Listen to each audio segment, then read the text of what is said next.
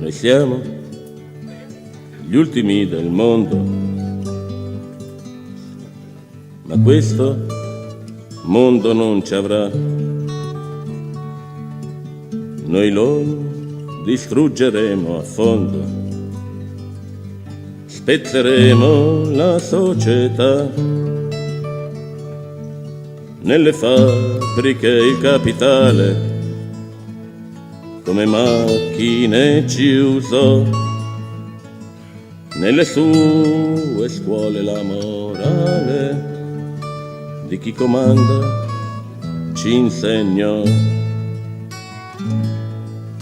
Questo pugno che sale, questo canto che va, è l'Internacional. Muchas gracias. Buenos días. No dedicaré ni un segundo en contestar las falsedades que acabo de oír. En el número doble que la revista Mientras Tanto dedicó a Manuel Sacristán en mayo del 87, el artículo de recuerdo y homenaje escrito por Paco Fernández Boy se titulaba «Su aventura no fue de ínsulas, sino de encrucijadas». Precisamente mi intervención aquí hoy va a consistir en glosar una de estas encrucijadas por las que discurrió la trayectoria de Manuel Sacristán, la que le llevó de la filosofía de la ciencia a la política de la ciencia, sin virajes bruscos, sino como prolongación natural de un camino lúcidamente emprendido muchos años atrás. Me voy a referir a la conferencia que pronunció el 3 de septiembre de 1976, anteayer, y que yo moderaba y presentaba en la Escuela de Ingenieros ahí enfrente, y que es la que se titulaba precisamente de la filosofía de la ciencia a la política de la ciencia.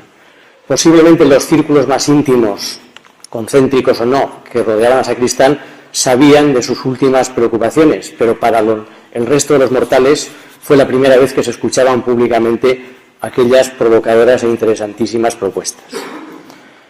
¿Qué condiciones se daban en el 76 cuando Sacristán pronunció esta conferencia? En primer lugar, los comunistas estábamos todavía abrumados por dos golpes bajos, iba a decir, terribles.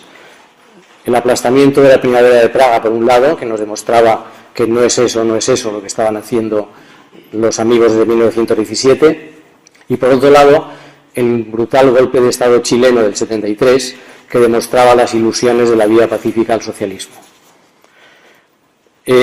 Por otro lado, estábamos en el año 76, que era el año clave de la transición. Las fuerzas rupturistas habíamos llevado la iniciativa hasta febrero-marzo, las manifestaciones de Barcelona, los acontecimientos de Vitoria, Elda, etcétera, pero a partir de ese momento las torpezas propias de la oposición antifranquista y los maletines de Flick y Flock rellenados por Willy Brandt que hicieron su efecto, a los cuales aludía Reipaldi hace un momento, es decir, el interés de la socialdemocracia alemana y del Departamento de Estado americano en que la transición no fuese hegemonizada por la fuerza que más se lo merecía y más había trabajado, que era el comunismo, sino por los socialdemócratas. Esto hizo su efecto y a partir de mediados de año ya estaba muy claro que la iniciativa la iban a llevar en la mitificada transición las fuerzas pactistas. A finales del 76, Sacristán era un militante de base del PSUC, se había ido del Comité Ejecutivo en el 69 por discrepancias de fondo en respecto tanto a la estrategia como a las maneras como el partido abordaba el trabajo cultural e ideológico, diferencias que se acentuarían después en el transcurso de la discusión del manifiesto programa en el 72-74. No se había marchado porque no quería hacer un número fácil entregando carnaza a la derecha, pero estaba francamente en desacuerdo con la línea seguida en aquellos momentos.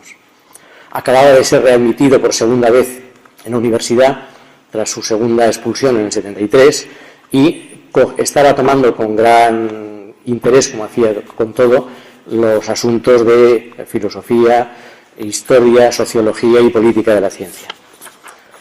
Por mi parte, me van a permitir la inmodestia, yo también estaba en una particular encrucijada. Ingeniero industrial de formación, me había dirigido después hacia las matemáticas y había hecho recientemente la tesis doctoral sobre un tema de historia de la ciencia y de la técnica.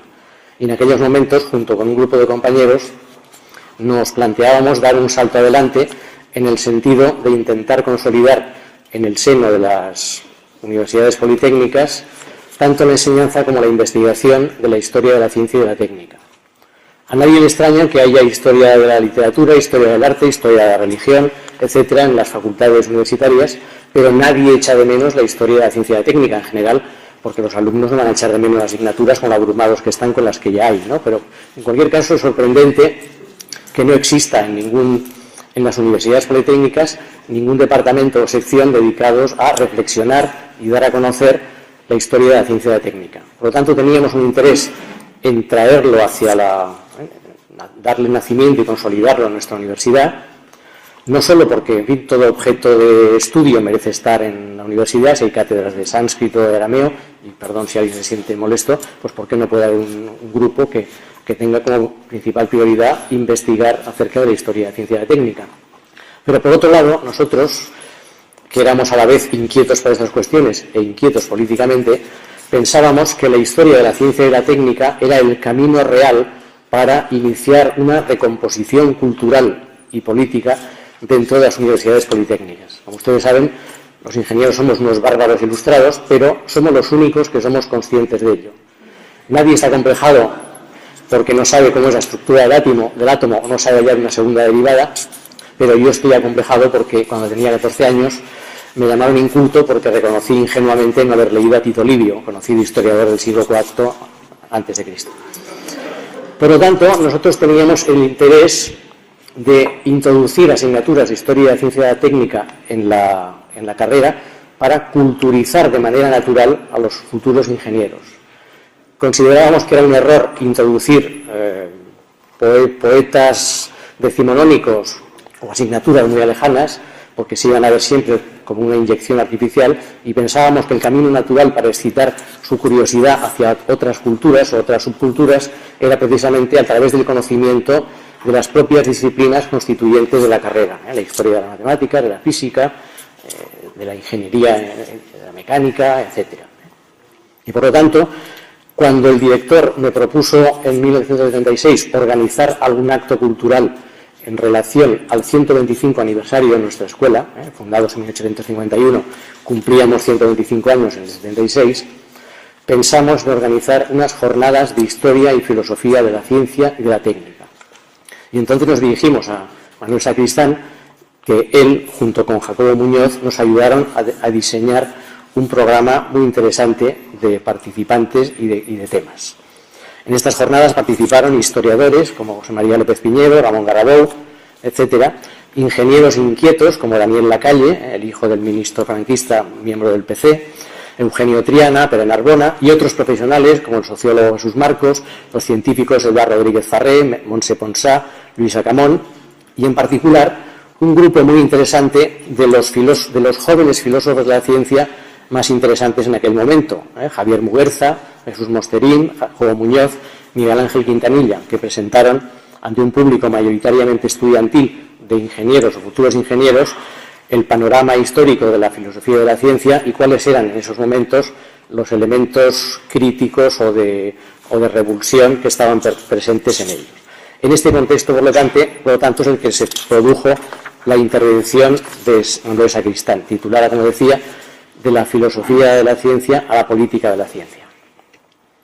Sacristán comenzó hablando de la crisis de la filosofía de la ciencia, que se había puesto de manifiesto unos pocos años antes en un coloquio internacional de filosofía de la ciencia, en el que la estrella intelectual fue Thomas Kuhn, en relación al establishment popperiano, y por lo tanto fue el meollo de este congreso.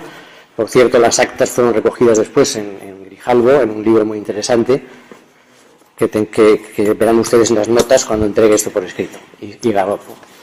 Como se sabe, Manuel Sacristán era una persona muy apta por su formación para abordar tanto temas de filosofía de la ciencia como de política de la ciencia. Y aquí recordaba yo su profundo escrito de síntesis sobre cuál era el panorama de la filosofía post-Segunda Guerra Mundial, que sigue siendo una pieza de obligada lectura si uno quiere ahorrarse otras 2.000 o 3.000.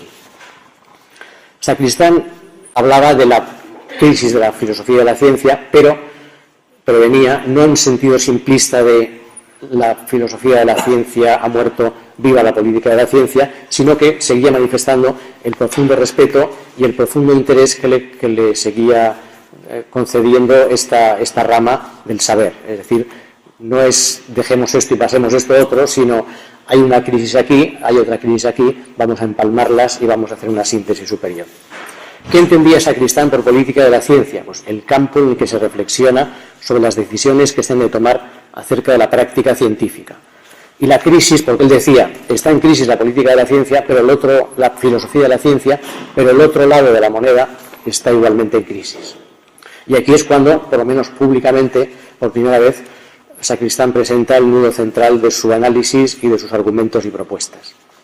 La crisis que le preocupaba era la de la política de la ciencia con adjetivos, la política de la ciencia del progresismo clásico, formulado en el siglo XIX, en la línea a lo Condorcet de confianza suprema en que todo conocimiento científico nos llevará al conocimiento y a la felicidad. La confianza en un progreso indefinido, promovido simplemente por el avance de la ciencia. Sacristán hacía aquí unos cuantos excursos, ahí comentaba lo más característico de la ciencia moderna es precisamente la interpenetración entre ciencia y técnica, y la crisis hoy en día no procede de que haya roces entre ciencia y técnica, sino precisamente procede de la enorme eficacia del pensamiento científico que ha sido capaz de alumbrar una técnica tan poderosa que está llevando a realizaciones impensables. El replanteamiento que Sacristán iba a hacer de una política de la ciencia no basada en el progresismo filosófico burgués del siglo XIX era, en su opinión, un cambio social de tanta dimensión que consideraba que requiere una revolución previa, una revolución social en serio y, por lo tanto, un cambio de cultura. Esta crisis de la política de la ciencia que nos menciona Sacristán abarca tanto al sistema capitalista como al llamado socialismo real, puesto que había seguido las mismas pautas industrialistas feroces y galopantes. Y decía Sacristán, esta crisis afecta a unos y otros porque pensamos que afecta a lo que en marxismo se conoce como la contradicción fundamental.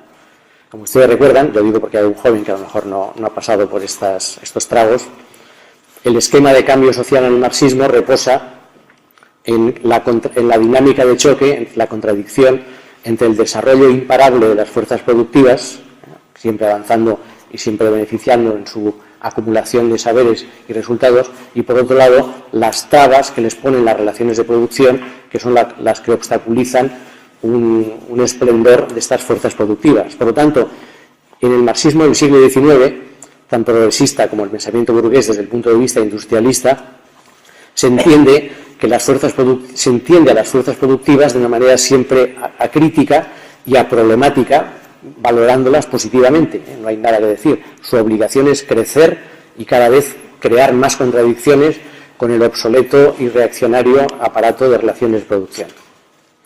Pues bien, dijo Sacristán ante la sorpresa de los que lo escuchábamos por primera vez, insisto. Este esquema es, desde la modestia intelectual de la política de la ciencia, cuanto menos inactual. Porque cuando Marx hablaba de fuerzas productivas, no podía ni imaginar las fuerzas productivas existentes hoy. Y entonces mencionaba, a título de nota a pie de página, que Engels, que era un poco más joven que Marx y por lo tanto vivió más tiempo, en el anti-Düring consideraba que en lo que se refería a la industria de armamento, el fusil Mauser de repetición con carga trasera era tan eficaz que era inimaginable otra arma que lo superase. La frase concreta es: las armas son tan perfeccionadas que un nuevo progreso de influencia radical ya no es posible. Es decir, esto para que tengamos cada vez menos respeto a los clásicos. Por lo tanto, Marx no podía imaginar las consecuencias de la ciencia de hoy, tanto en lo referente al peligro bélico de destrucción masiva, como en el deterioro del medio natural y al agotamiento energético. Al soltar esta bomba, en cierto modo, como hacía Copérnico recurriendo a la antigüedad y hablando de Aristarco, pues Marx decía: no soy el primer marxista que dice cosas semejantes, porque existe otro señor, un pensador alemán oriental, al que todavía no habíamos conocido, porque nos faltaban 2 años para que se tradujese en su obra más conocida. Wolfgang Arich había hecho unas formulaciones parecidas. Él había hablado en su libro de Comunismo sin crecimiento, con interrogantes, había Harich propugnaba abandonar, por insostenible diríamos hoy, el modelo de desarrollo progresista y de acumulación, lo cual implicaba a su vez, decía, abandonar también la hipótesis del reino de la abundancia en el socialismo. Y esto a su vez obligaba a poner en cuestión un concepto fundamental en la tradición marxista, que es el de la abolición del Estado. ¿Por qué consideramos que debe abolirse el Estado? Porque hemos llegado a tal estado de abundancia que no habrá riñas entre la gente porque todos tendremos de todo. Si realmente hay que poner un freno a las fuerzas productivas, ya no existirá este reino de la abundancia y por lo tanto hay que seguir manteniendo a este leviatán para que ponga orden en el reparto de los escasos bienes producidos. Esto le lleva a Harich a propugnar un comunismo autoritario que asegure la primacía de la igualdad como valor fundamental. Sacristán nos presenta a Harich, pero disiente de esta solución. No puede ver con simpatía el imprescindible autoritarismo del modelo, pero reconoce que para los revolucionarios el dilema es muy serio. O bien esperar, manteniéndose fieles al esquema clásico, a que el crecimiento de las fuerzas productivas acabe dando lugar a un colapso, es lo que llamamos en la táctica del tanto peor, tanto mejor, o negarse a esta perspectiva porque se crea que este tanto peor no puede jamás convertirse en un tanto mejor si consiste en una conflagración incontrolable de ciertas fuentes de energía o en una rarefacción de ciertos elementos imprescindibles para la vida, el agua y el aire, sin ir más lejos. Por supuesto, Sacristán se pronuncia por rechazar esa espera de lo peor, por lo que, apreciando la urgencia y necesidad del cambio, se pronuncia por una nueva política de la ciencia que denominará, con aparente oxímoron, como política de la ciencia revolucionaria conservadora. Al hablar de conservadora, Sacristán también se refiere en nota a pie de página aquí, curiosamente, los que siempre hemos llamado conservadores son los que no conservan los bosques, ni los ríos limpios, ni los espacios naturales, y que solo conservan el registro de la propiedad y las relaciones de producción. Es decir, no le daba miedo ser un conservador de cosas más dignas que merecen ser conservadas. ¿Qué política de la ciencia propone Sacristán? Pues sobre todo una política de la ciencia vinculada a la política de investigación, a su vez muy vinculada a la política educativa, a la cultural, a la económica y a la política sin objetivos. Sacristán propone una moratoria en el crecimiento. Hay que parar para reflexionar. Pero después de un previo cambio revolucionario social. Es decir, no vale hacer esta moratoria antes de resolver unos problemas de injusticia social flagrantes. Piensen ustedes, paréntesis, y supongo que sabré volver al tronco después, que Sacristán está diciendo esto en el 76, cuando justamente llevábamos un decenio convertidos en un país industrial, porque España en su conjunto no se convierte en un país industrial hasta la década de los 60, cuando el 600 y López Vázquez de la Garcita Morales, aquella época, y habíamos sufrido después el parón del 73 con la crisis energética, por lo tanto no habíamos llegado a tiempo de disfrutar ni los grandes beneficios de la sociedad de consumo, etcétera, etcétera. Y él ya con lucidez, en una fecha tan temprana como el 76, propone detener esta insensata carrera. La moratoria no reposaría en la coacción de libertad a científicos y técnicos, sino en la política de asignación de recursos. De este modo se podría favorecer la investigación en tecnologías ligeras o más limpias en detrimento de las más pesadas. También proponía Sacristán que se preservase el carácter práctico operativo de la ciencia moderna y que se politizase el concepto de práctica, entendiendo por politización la orientación de la investigación a las aplicaciones prácticas, sanidad, medicina del trabajo y a las ciencias sociales. Él resumía su propuesta en una conferencia posterior, no en esta, que era todavía en cierto modo un poco balbuceante en cuanto a la sistematización.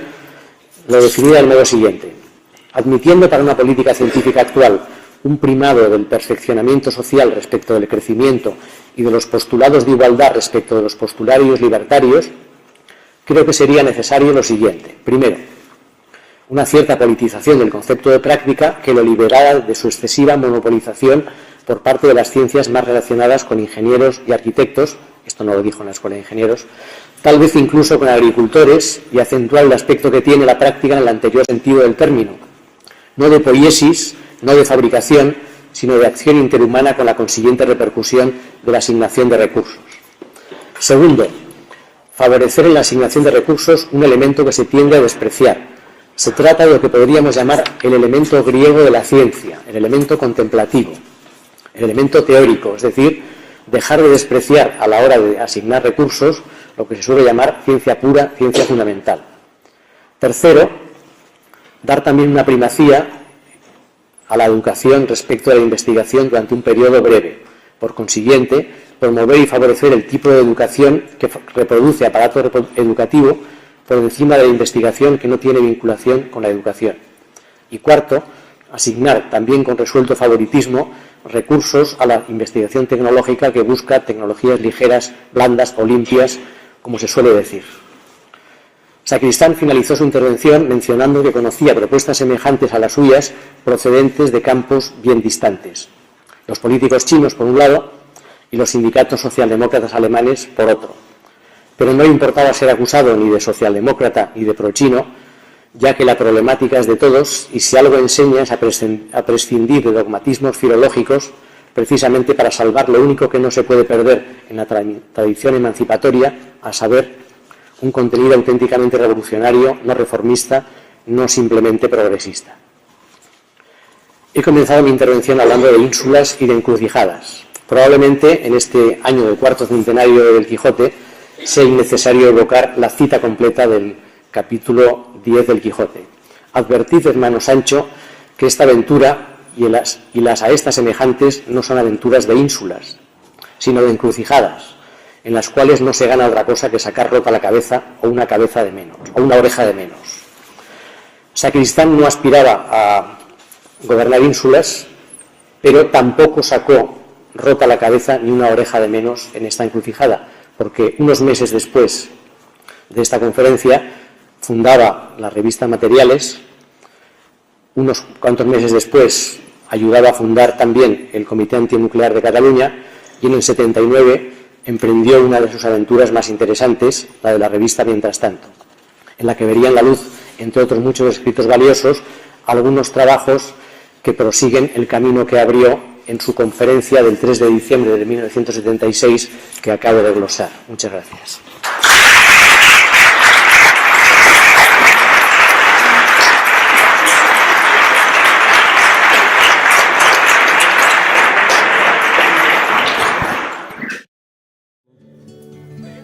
Gli ultimi del mondo, ma questo mondo non ci avrà. Noi lo distruggeremo a fondo, spezzeremo la società,